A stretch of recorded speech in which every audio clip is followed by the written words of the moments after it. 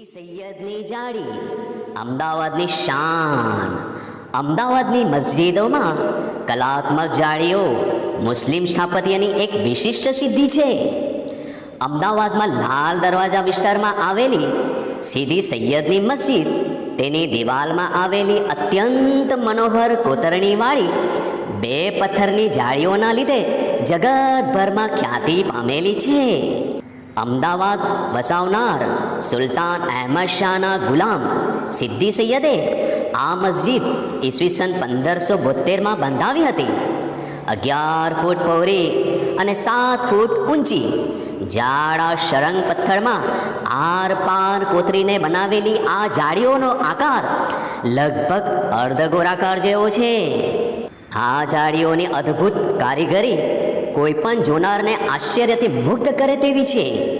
જાળીમાં વૃક્ષ વેલની અલંકૃત ભાત સાહજિક લય વિલય સાથે વહેતી હોય એવી આલેખાય છે. આવા જાડા પથ્થરમાં વેલ બુટ્ટાનું કોતરકામ જાણે મીણમાં કર્યું હોય એવી મુલાયમતા ધારણ કરે છે. આવી નાજુક અને મનોહર કોતરણીવાળી આ જાળીઓ કલાની દ્રષ્ટિએ દુનિયાભરમાં બેનમૂન છે.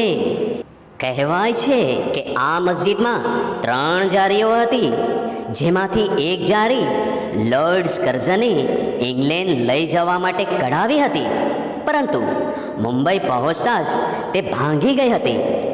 આ જાળીઓની લાકડાની અને ચાંદીની પ્રતિકૃતિઓ બનાવીને દેશ પરદેશમાં મોકલવામાં આવે છે. વિદેશથી પધારેલા મહાનુભાવોને આ જાળીની પ્રતિકૃતિ યાદગીરી અને માન સન્માન રૂપે ભેટ તરીકે આપવામાં આવે છે.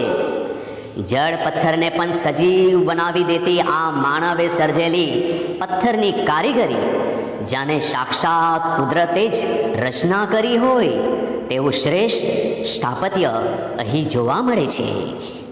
ખરેખર અમદાવાદની શાન સીદી સૈયદની જાળી.